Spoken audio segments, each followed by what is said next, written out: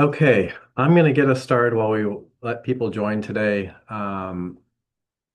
Continue to introduce yourself in the chat. Tell us if you're new. And the invitation went out broadly to the coalition to get to today, or earlier this week. So if you are new to the committee and you're coming from other areas of the coalition, we'd love to hear that too. If you've never been to the Readiness and Adoption Committee. Today we are continuing to kick off our new meeting format, which launched in April. So this is our first month going through this format, where the first week of the month on April 1st was a regular sort of project check-in meeting. The second meeting of the month we've reserved for dedicating that to guest speakers that will present information on an aspect of AI that will help us reach, the overall coalition goal of safely and responsibly implementing AI and address our key committee focus of helping agencies prepare themselves in terms of readiness and adoption of AI. In the case of the topic today, we're really going to be focusing on how we balance that human and AI collaboration, not just what AI can do, but what we should and should not necessarily delegate to it. I'm really excited today about our guest speaker today, Charlie Johnson, because I was so impressed by the concepts in a recent article he wrote called "What Must Remain Human." We talk a lot in government about keeping the human in the loop, but I haven't seen many people expand on that idea with the level of clarity and detail that Charlie brought in the concepts that he wrote about, and really connecting that to sort of real decision points, understanding the trade-offs and the parts of public service that require those human elements that are necessary. So anyway, I found it really powerful and I have been using it at my agency for AI, how we're approaching AI. Some of you may be familiar with Charlie. For those of you not that aren't, I'll read through his bio really quickly because it's very impressive. Charlie helps public interest leaders make sense of AI, find clarity in complexity, and steward systems change. He founded Untangled, which is on Substack, correct, Charlie? And it's a guide to what he calls the socio-technical world, and I'm sure he'll explain what that means when he starts talking in more detail. But he's taught at Harvard and George Washington University and now teaches multiple courses in terms of systems change for tech and society leaders and stewarding AI. And he teaches these to leaders across government, philanthropy, civil society, and industry. Previously, he led the Public Interest Technology Collaborative and the Disinformation Action Lab at Data and Society Research Institute. And he's also co-founded and led a Center for Digital Development at USAID. I just wanted to say that I've taken several of Charlie's courses on socio-technical systems, and his classes are really excellent. He provides really great information and context to these complex topics, but the classes are really truly interactive learning experiences with opportunities to think through examples and work on application of the concepts with other leaders in real time. So I highly recommend checking out his course catalog on his Untangled Substack. And the website there. Charlie, if you have a link and want to throw that in the chat, that would be great when you have an opportunity. But today, Charlie, as I mentioned, will walk us through some of the ideas that prompted the article that I mentioned as a practical framing for how public agencies can use AI while protecting the parts of our work that require human judgment. And he's also translated the concepts of that article into a structured model called Steward, which he'll talk about. And I think it's going to be a really interesting conversation today. We have a really streamlined agenda today. Charlie's going to do a presentation for us for the first part of the session today. And then we're going to move into some general Q&A and discussion across the committee. So with that, Charlie, I am going to turn the floor over to you. If you want to share, I think you should be able to. Good deal. Well, first, thank you so much for that very generous introduction and for inviting me into this space and for the great bio overview. I'll just add to that. So I started my career at USAID. I'm a civil servant at ART, and so I have a deep appreciation for the work that you all do um, and also have like gone through the hard work of doing digital transformation within a government agency. And I should say, when I was at Data and Society Research Institute, I had the great fortune of partnering with the GovAI Coalition on a number of projects. So it's great to be back now as a person doing independent things on my own. But just excited to be here, excited to learn from and with you all. Um, as Rich said, I'm just going to go through a quick presentation, and then we'll open it up to Q&A. But if you have questions that are just like top of mind as I'm talking through some of this material, don't hesitate to put it in the chat. Happy to make this more of a dialogue to the extent that that's useful and interesting to you all. So I'm going to start with maybe a provocative statement, which is that most public interest leaders I talk to know that AI is sort of fundamentally reshaping their work, their organizations, but they are approaching it backwards. They're asking the question, what's our AI strategy? When we should be asking, what future are we trying to create? And does AI help or hinder that? They're deploying tools without sort of necessarily understanding the systems that those tools shape and are shaped by. When it comes to workflows, we're often asking, like, what should we automate, not what must remain human. We're asking, like, is the tool performing as expected, not sort of what organizational practices is the tool patterning, and are those patterns that we want within our organizations? And then some months later, we're discovering that like roles have blurred, responsibility has drifted, the efficiency gains that we wanted to achieve have been sort of hollowed out, or they've hollowed out the exact sort of capabilities that we sort of need most and that make our sort of organizations unique. And so Rich mentioned I built a framework to sort of start addressing some of these issues. It's called Steward. It gives you a sort of systematic process and a set of tools to see AI as a complex system, to redesign workflows that sort of protect irreplaceable human capacities, and steward, sort of not just deploy AI in ways that reflect your values and advance your strategy. And a steward is someone who is responsible for taking care of something. They're a guardian or a keeper.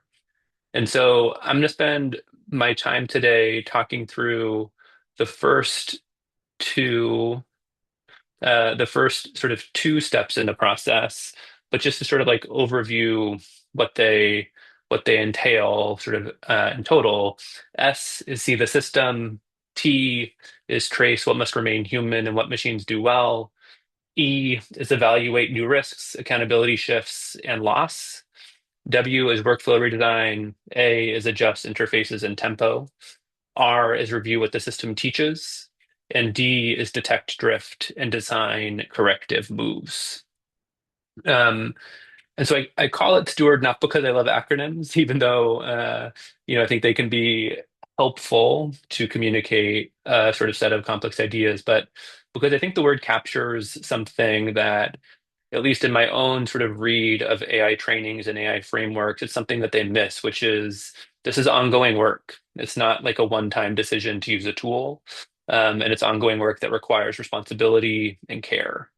And so it's at the very center of it, sort of instead of asking the question, like, what can AI do or what can we automate? This framework is really trying to center, like, what kind of organizations do we become when we use it in our programs and in our operations? Okay, enough preamble. Let's get into S, see AI as a system. So I mean this in a few ways. And the first is to sort of like cut through the hype and understand what AI is and what it's not. So, as I'm sure many of you already know, large language models do probabilistic next word prediction. That's sort of their core function. They're not like understanding in the way that we might. They are completing patterns based on training data and making associations. Now, this matters for you because you sit at the intersection of technology and public accountability, which means that the gap between what AI appears to do and what it actually does isn't sort of just a technical distinction, it's a governance one, right? When AI summarizes a community impact report, for example, it's not reading it in the same way that you would. It's producing a statistically likely version of what a document like this tends to look like. When it generates sort of a confident, agreeable sounding analysis of a policy landscape, that's not a sign of accuracy, right? Like that's a design feature of the LLM.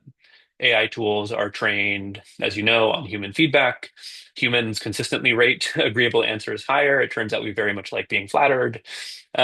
And the result is a tool that's optimized to sound right rather than necessarily being right. And this matters because so much of your work in delivering services, building trust with communities, and so forth depends on getting things right, not just sort of sounding like you did. The second thing I mean by see the system is to see AI, so its inputs, its implications, the new risks it introduces as a system, and map those against sort of the public interest values that underpin your work. So, for example, data centers consume enormous quantities of energy and water for cooling. I know that's not new information to this group here. Uh, and often in drought-prone regions, often in communities that have little political power to push back. AI systems are filtered and labeled by workers, often in the global south, exposed to sort of violent and toxic content for low wages. Training data encodes sort of whose knowledge was written down, digitized, and then weighted as, more or less important. That often encodes sort of past societal inequities into the future, right? And so for leaders working on public services or developing policies, that's not a kind of abstraction. It might actually be attention that requires sort of grappling with, attention that might even be um, sort of in conflict with your mandate and your work. Moreover, AI tools, and here we're getting into the sort of like implications and risks, right? And seeing it as a system, they can encode, or they do encode patterns of their training and data, which reflects, let's be clear, like the world as it's been, right? Like not the world as it should be. It's based on all training data as past data, right? It exists because it was created before. And that matters because, in government and public interest work, if your work involves assessing policies, communities, systems, you need to ask questions like, do the training data underrepresent the communities your programs serve, right? Could automation, for example, make it easier to bypass frontline worker knowledge or community voice? If so, like how do you account for that, right?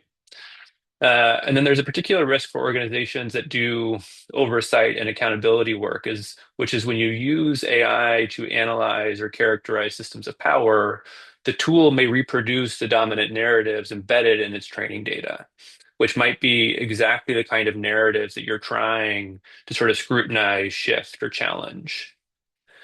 And then the third bit is to get into the risks that using this tool might prompt you to take on. So if you're uploading notes from a sensitive community conversation, internal strategy documents, or information about individuals or partner organizations, that data may be retained and used as training data, right? Exposing the relationships you are ethically and legally obligated to protect.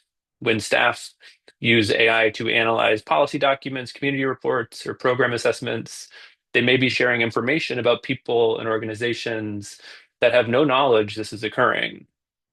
You may be making it easier for your organization to appear rigorous while actually sort of hollowing out the contextual relational knowledge that makes public sector work credible and legitimate.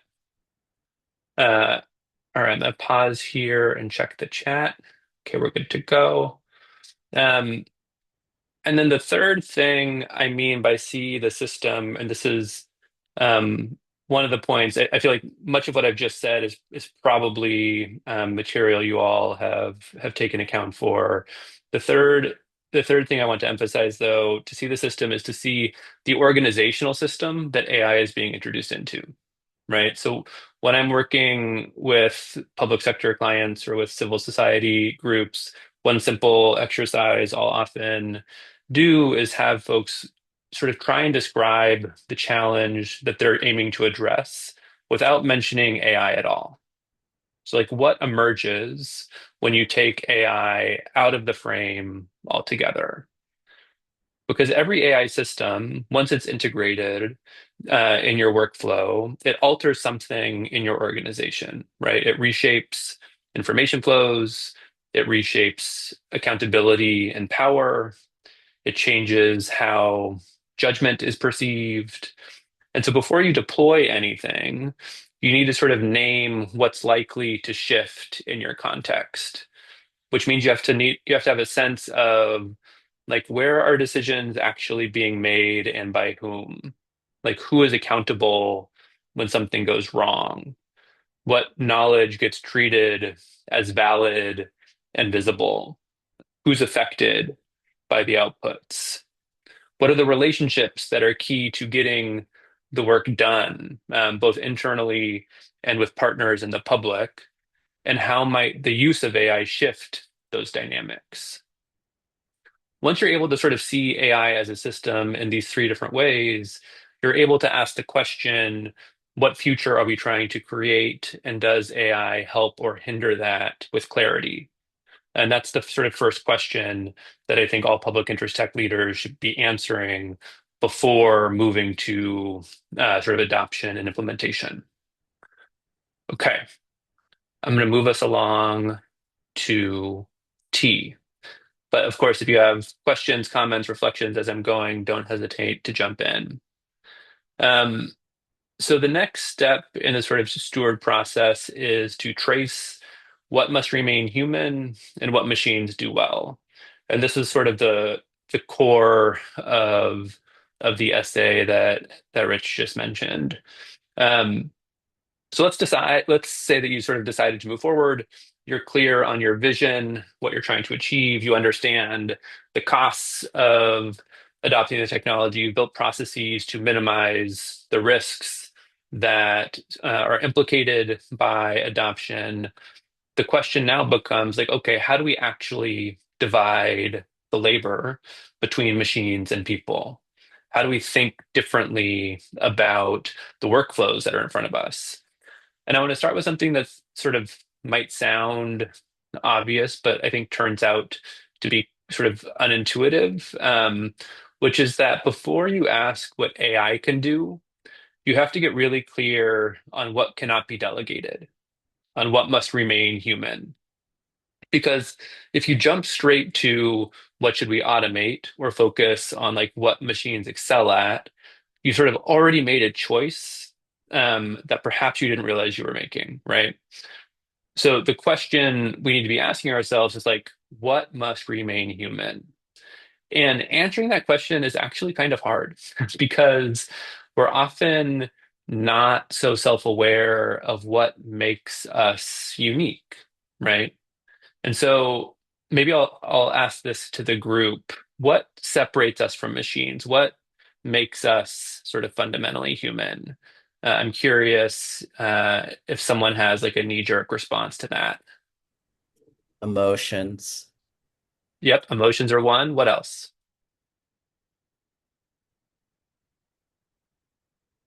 Empathy. Yep, those are both great. What else comes to mind? Awareness of how the world works. Yep, so sort of contextual knowledge. What else?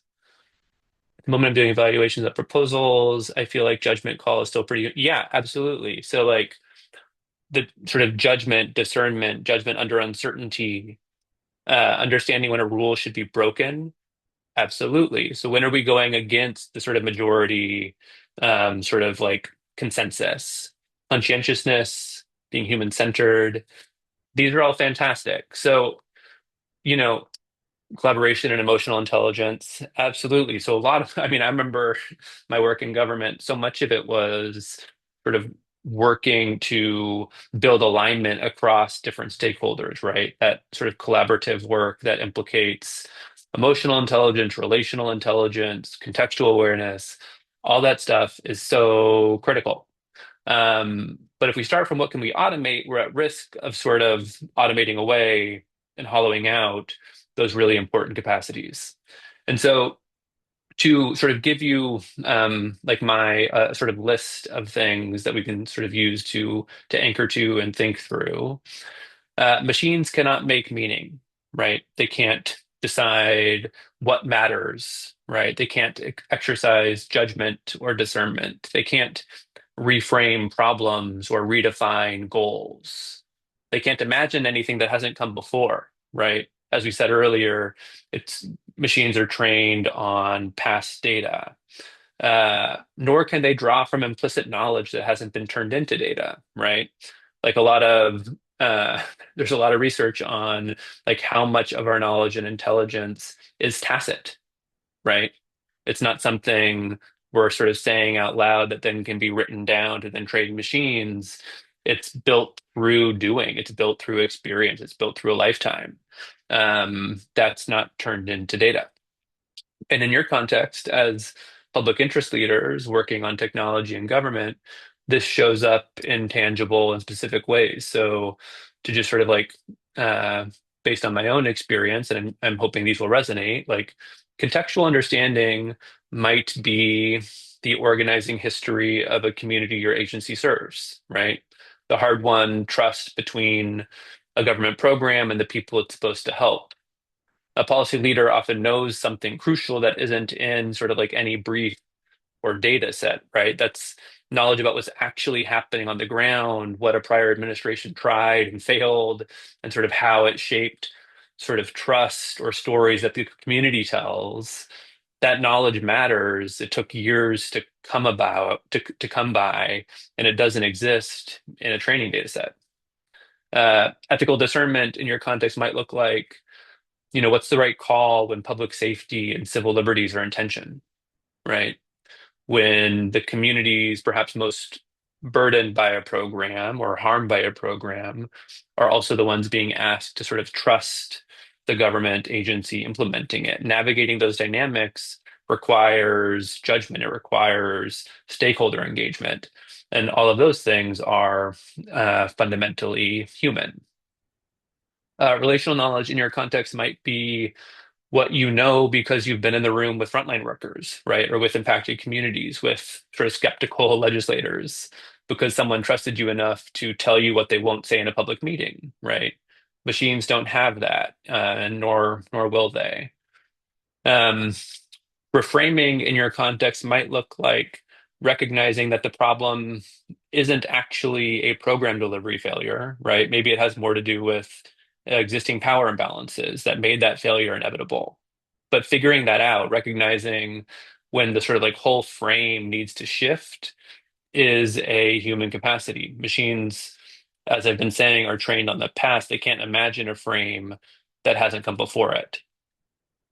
Um, Now, the step that most organizations skip entirely is identifying sort of where does learning happen through doing the work that is critical to main over time, right? Learning, judgment, all the things we were just talking about. Um, don't arrive as learning and judgment. They're cultivated through experience over time. So a junior policy analyst who never writes their own analysis cannot develop the judgment to recognize why a proposed intervention won't work in a specific community context, right? The expertise doesn't arrive fully formed. It develops by doing the thing through repetition, through mistakes, through feedback, and the kind of attention that sort of builds and is attuned over time. So when you automate sort of often entry level work, the sort of tasks that might feel routine, you have to be asking the question, like, where does expertise develop now? If AI handles all of that, how will junior staff evolve into the sort of senior practitioners making high stakes decisions about public services, democratic infrastructure, how to build community trust, these kinds of things. And so you become at risk of gaining speed and efficiency today, but in doing so, hollowing out the very capacity that makes your work sort of legitimate over the next 3, 5, 7 years, et cetera. Okay. So we've spent a minute talking about the human side of things and what needs to sort of stay human. But it's also worth spending a minute talking about like what machines actually do well, right? And so machines perform best under what I and others will often refer to as like bounded execution, which means that the inputs are explicit. It means that there are some sort of boundaries to the context where success criteria are clear, where judgment isn't required, and where the process can be sort of articulated step by step. So in government and public interest work, that might look like scanning large volumes of public comments for recurring themes before a rulemaking deadline, right? That might mean flagging inconsistencies across a data set used in a program audit. That might mean retrieving prior research across a rapidly shifting policy landscape. It could mean summarizing technical documentation before a community briefing so staff can focus on translation and engagement. These are all genuinely useful. And in this way, machines can help to expand sort of your perception, right? They can help to expand maybe how you're thinking about a given problem or initiative. It catches things that you might miss at scale. But the key is that you still decide what those patterns mean, right? It's still your meaning making, it's still your judgment. Um, because the machine doesn't tell you which, for example, public comment, despite its imprecision, is capturing something real about maybe frontline worker experience. It doesn't know the history, it doesn't know the power dynamics, it doesn't know the relationships, it doesn't know what's been left out of the data entirely. That's still yours. And so the two little maybe design rules that I think this work raises that I would offer is one, if a task requires deciding why, whether, or for whom, I think it should stay human led. That's rule one. So if a task requires deciding why, whether, or for whom, let's keep it human. And then two, machines, and this is a little bit hokey because it rhymes, but bear with me. Machines expand perception while humans decide direction. So I just talked through a number of different examples where machines can really genuinely help expand our perception, but it's still humans making decisions. It's still humans making meaning out of that information. Uh, and ultimately, sort of humans who are accountable when things go sideways. Okay, I'm going to stop there and stop sharing my screen. Um, and would love to just like get into conversation with you about what this is bringing up, whether the framework resonates, how you might, or how these ideas are showing up in your own context. If we can just sort of have a discussion about it.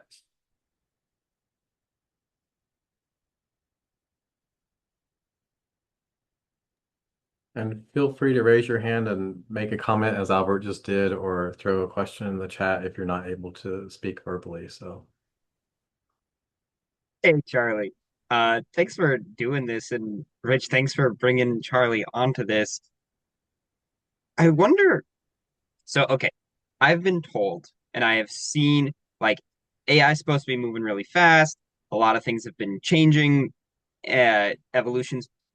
Has your stance on what must remain human, like, has it changed as the systems have gotten better? No, it's a really good question because um, there's, I mean, one, we all feel it, right? Like these systems are getting better. Um, uh, but what's fundamental and sort of structural to large language models is that they're inductive, right? They're offering inferences based on past data about the future, right? And so they're always sort of making guesses rooted in the past about a present about like the sort of context that's in front of you. Um, which means that sort of structurally or inherently, um, like they're not going to be able to imagine something that's new, right? That like hasn't come before it. They're not going to be able to come up to sort of be able to like reframe a problem. Like they're not going to be able to uh, develop the or to sort of have the kind of judgment under uncertainty within a specific unique context that like the training data hasn't been exposed to before. And so there's and I feel it too, there's a way in which these tools are improving, their functionalities are improving, but there are still these fundamental and sort of structural differences between like what they excel at and what sort of humans are really skilled at. And I think that's where things like judgment, like discernment, like meaning making, right? Like the this is getting now a little bit wonky and theoretical, but like the the meaning of the words that an LLM produces aren't understood by the LLM, right? They're making a statistical sort of next word prediction output. Um, we're the ones who are making meaning out of that output. And sort of holding on to that distinction might seem like a small one, but it's also kind of everything, because it sort of situates the tool in service of our objectives, in service of our outcomes, in service of our own sort of meaning making process, if that makes sense.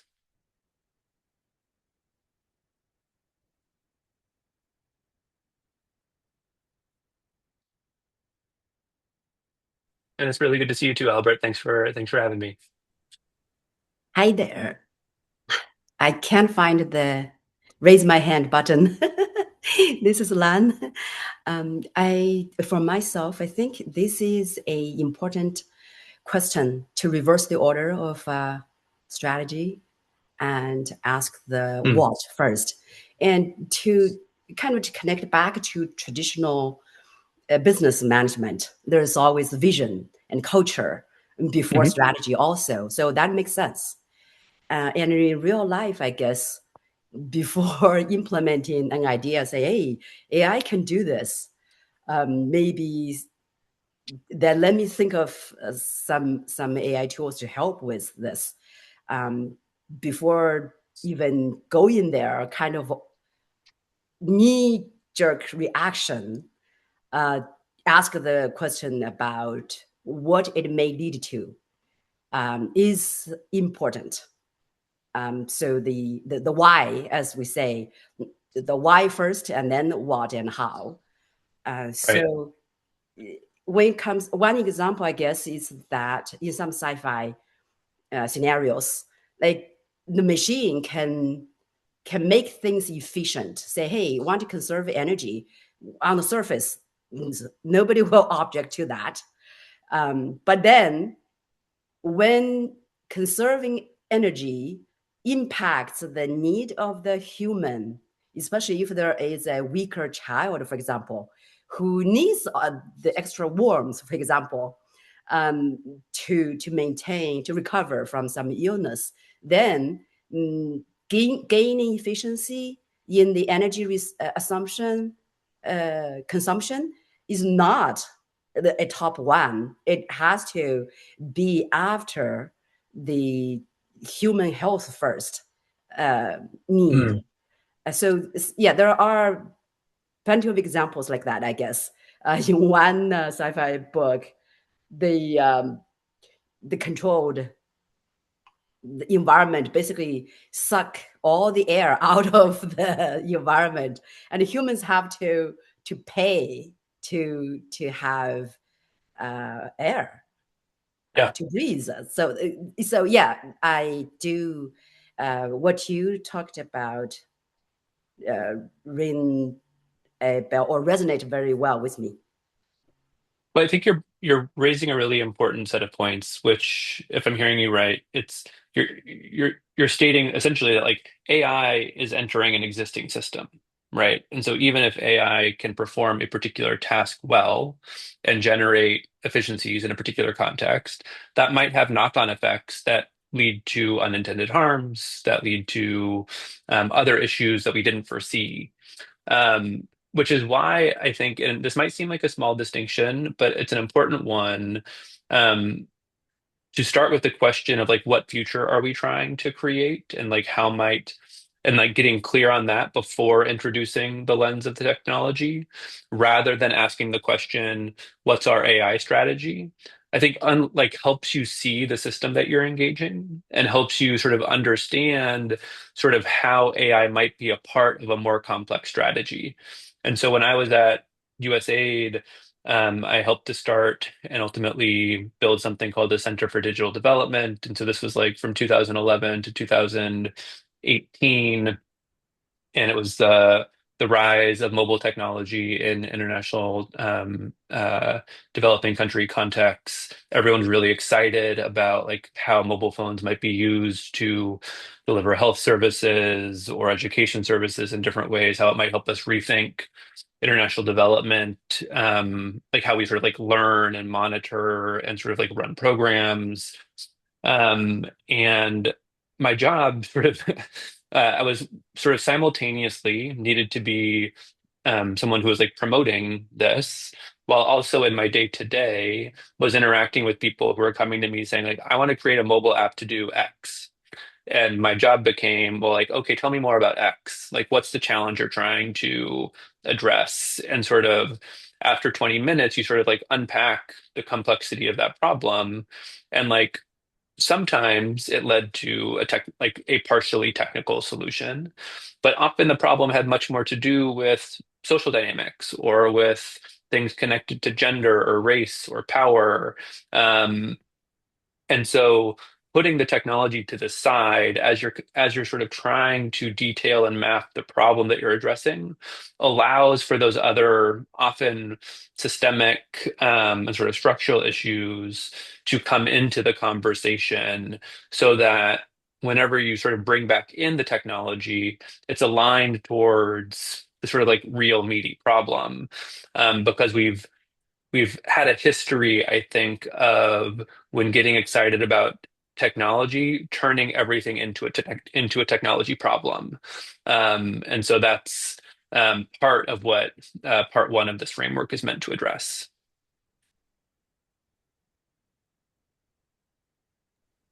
Really quickly, Charlie, I have sort of framed this before for myself, using imperfect humans and imperfect AI to try to help Hmm. communities. And like it seems like we do a lot of work on ourselves because everybody comes with some sort of bias to problems, and we do things like unconscious bias training, anti-harassment, all those types of things to sort of help us see things clearer. Mhm. Um, and so this is sort of the AI side of that also, right? It's like sort of marrying those two worlds to try to to create the best possible outcome, right? That's a really nice way of putting it. I mean, I think one way, if anyone's familiar with Shannon Baller's work, she wrote a book called The AI Mirror, and she's a philosopher, worked at Google for a number of years, and is basically arguing that we can think of AI as sort of a mirror of society, right? That it's trained on data that is produced by social interactions out in the world. And so when it's offering an example, it's offering a kind of reflection of of the imperfect society that we live in. And so to your point, Rich, to sort of try and see clearly those imperfections, to see clearly, to like do the mapping backwards of, okay, if the tool is suggesting X, Y, or Z, that might be connected to data in the training data set that is biased because that data was produced by these social interactions between these actors and stakeholders, like helps us get a better sense of the output and like what it actually sort of is replicating, because it might just be replicating the sort of societal interaction that produced it in the first place, not instead representing a kind of like objective truth. Yeah. And so I think starting from the point of um, of these tools are useful in many ways, and especially in sort of more bounded contexts. And also, um, they they represent a kind of mirror of social interactions that we need to sort of better understand as we're using their outputs is a really important starting point.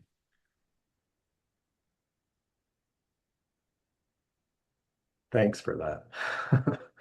There's Yeah. a couple of comments in the chat I see. I don't know if they're fully questions, but I think they're reflections on what has been talked about.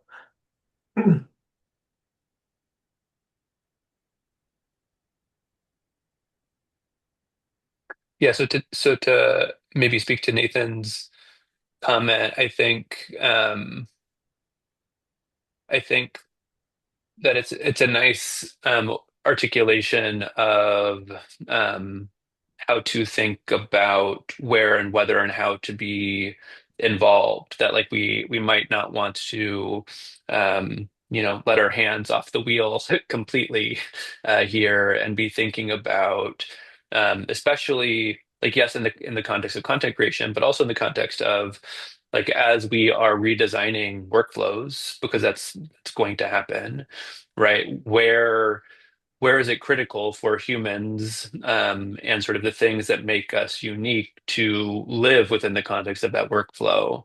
Um, so, I mean, I'd actually sort of be curious if folks, if anyone's going through this now and sort of thinking about these questions and sort of like how some of this framework maps to your current context, um, but thinking about, where for example, we need to ensure that like a human is evaluating the output and like in the context of the organization is accountable for whatever is done with that output. Um, these kinds of like small things that need to be a part of how we rewire and redesign workflows. So adding an AI for our racy analysis. Right. So like I mean it's a sort of funny example, but it's also true, right? Like I would argue, for example, that in the racy or the mocha context that like AI shouldn't be um a decider, right? Like AI should be a sort of like input into a sort of human decision-making process. Um, but if we don't put them in the framework, right, if we don't add them to that chart, things slip. And we start to, even if we don't think that they've made a decision, we sort of accept their output as a kind of objective truth and run with it, where like the tool ends up sort of creeping in if we're not more explicit about where these things sit within our decision-making frameworks. Yeah. Yeah, you can for sure use AI agents in your RACI.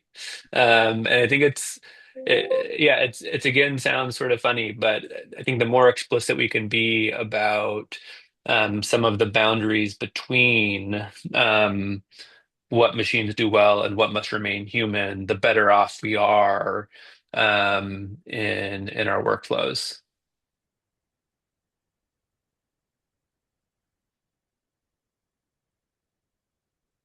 Right. And I have another follow-up question really quickly. From the first step of your process, sort of understanding the system, I think that can sound really overwhelming. There's a lot of things to take into account. And I know like people who engage like in the communities a lot are, you know, in that space thinking about all those dynamics. But I don't know if that also always percolates to other areas of the agency that are thinking about using AI. And like, do you have any strategies for people to sort of, if they don't, have never really even thought about some of these, like the power dynamics and the socio-technical stuff that you talked about, how do they start thinking about those things?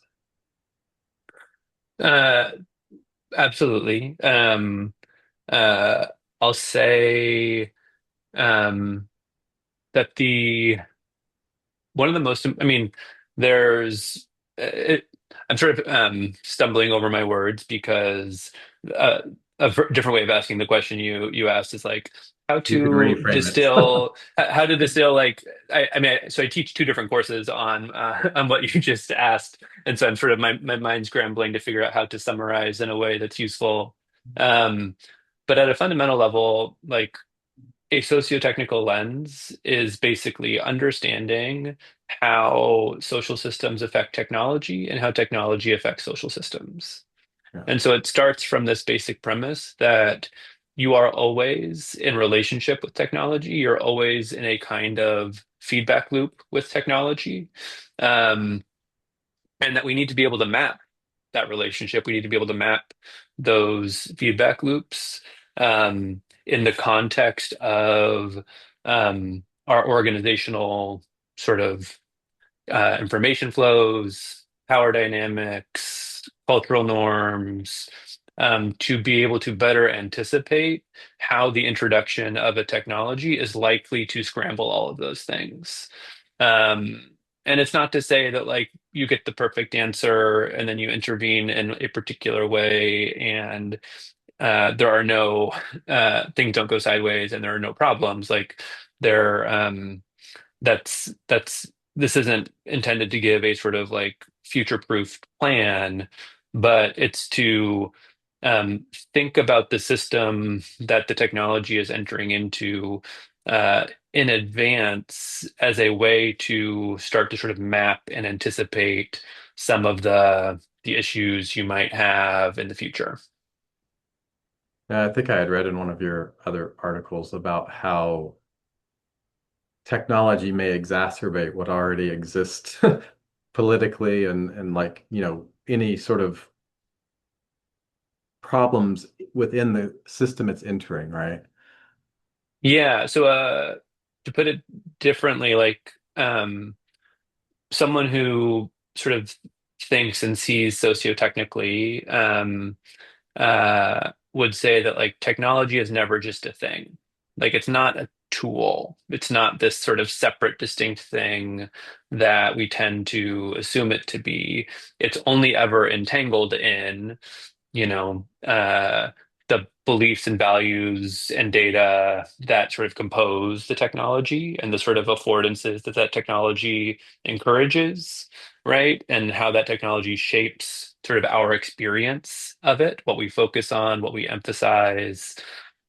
So, for example, you know, the affordance of an LLM is that it offers sort of direct, confident sounding outputs, right? That was a Yeah. design choice. The output of an LLM could have been a question, or it could have like reflected more ambiguity or uncertainty in its response. Um, and so a socio-technical lens is just sort of a way of seeing the different sort of um, the different ways in which people, social systems, organizational contexts are sort of shaping and shaped by technology, if that makes sense. Yeah. No, that does. Yeah.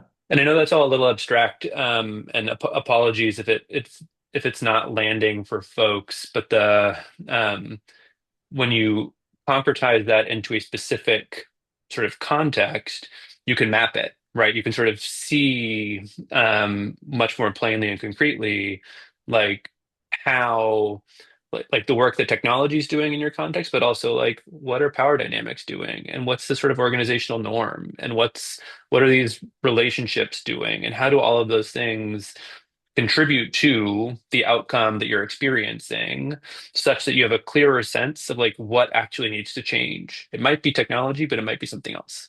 Yeah. And not to put you on the spot, but do you have like just as an example or sort of even a brief case study of how that can happen? Yeah. Um, so for example, um, I'm thinking about predictive policing off the top of my head. Um, Predictive policing, for those unfamiliar, came along and it said that we can predict where people where crime is more likely to occur based off of past training data of arrests and risk scores. Now, if you're and there's assumptions that are built into the technology being a kind of neutral tool, the data being a kind of objective input into that neutral tool, and that we can make predictions about the future based off of sort of past patterns. A sociotechnical lens would say, well, okay, let's look at how that data was created. So that data was created, it's arrest data, right? So it's not even um, it doesn't speak to whether someone was convicted, but it's patterns of arrests, which an arrest is an interaction between someone in the police department and a community member. Now, in some communities, that arrest might be highly correlated with a conviction. In other communities, it might be highly correlated with over-policing, right? Or sort of societal biases that have led to that interaction, which might be connected to um, incentives within police departments, cultural norms within police departments. Um, and so we started with thinking of the sort of predictive algorithm as a solution to this problem. We sort of pulled back and realized that actually the data doesn't quite say what we think it says. It might have these other sort of meanings or connotations to them. And there are also these other dynamics that are contributing to this problem. And so that's like a small example of how, and a very quick and brief one of how you might um, sort of start from the point of a technology and pull back to understand how the system of actors might be shaping the ultimate outcome that you're trying to change. That's a really good example. Thanks for that. I think it does sort of point to the nuances behind the data that you might be having the tool analyze for you. So we're coming to the end. Are there any other questions, or does anybody want to unmute or ask a question of Charlie while we have him here? It's been very quiet today. Hey, Rich, Charlie, this is Charles Lightfoot from OFD, Open Fire. I Yeah, came in a little late. If you could just drop where I can read more of Charlie's stuff, that would be very good. Thank you. great. We'll share the chat around too, and Charlie shared some links in the chat. But I'll pull all the chat, all the links in the chat into the post meeting follow up too. And Charlie, can you tell us, I know you've got some course offerings and you've really sort of built a model around this. I think, if people want to find out more or learn more or take the deep dive with you, you want to talk about the courses in a little bit more detail? Yeah, I mean, I'd very much welcome the opportunity. So the course I just put in the chat is on stewarding responsible AI implementation, and it really um, goes through this framework through a lot of depth, case studies, and sort of like practical tools for people to do this on their own. And whereas I went through sort of like two of the steps in the span of 25 minutes, that would be a couple hour long engagement where we're really getting the chance. It's meant to be interactive, where How folks have the how long chance is to. I'm sorry, I didn't mean to interrupt you. Just No, how long is the course? How many? it's 4 sessions, 2 hours per session. The first cohort's kicking off in July.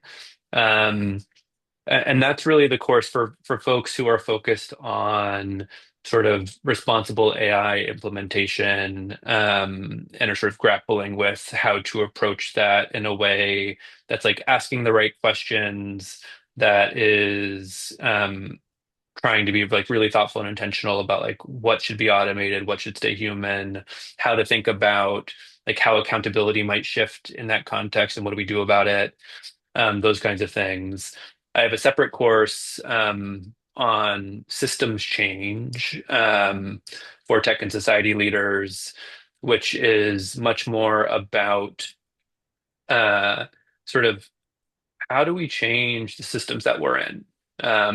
So there's there's a lot of good work out there that helps you think about systems change. And this is sort of my attempt to bring all of that together. I've had the chance to, and I created another framework with another name. This one is called Weaver.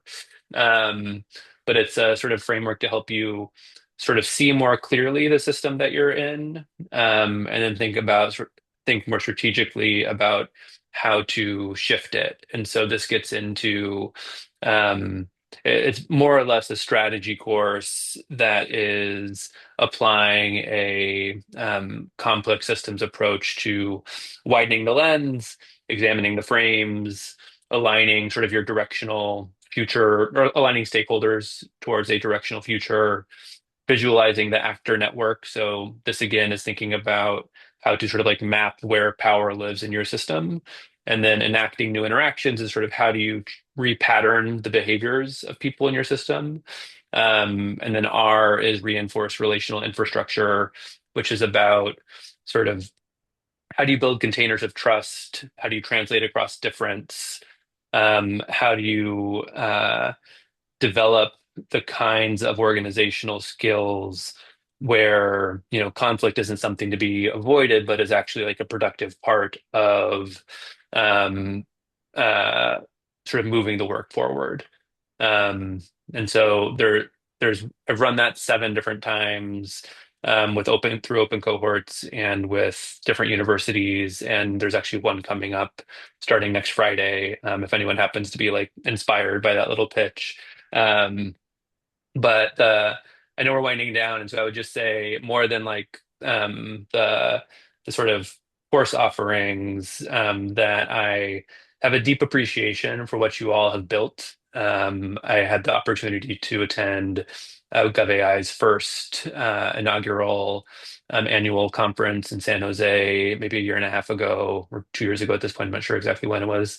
Um, and I've been a civil servant working in government, doing the hard work of advancing sort of the responsible adoption and implementation of technology. And so I know how hard it is. I often describe my job as just like banging my head against the wall enough times until like that wall moved. I don't know if that will resonate with folks on this call, but I'm grateful for your all's work. Feel some solidarity from my own experiences, and if there's any way in which I can be supportive, please don't hesitate to reach out, whether it's specific to a course and you want to learn something about it, or just you want to, I don't know, bounce some ideas around. I'm happy or I'd welcome the chance to have the conversation.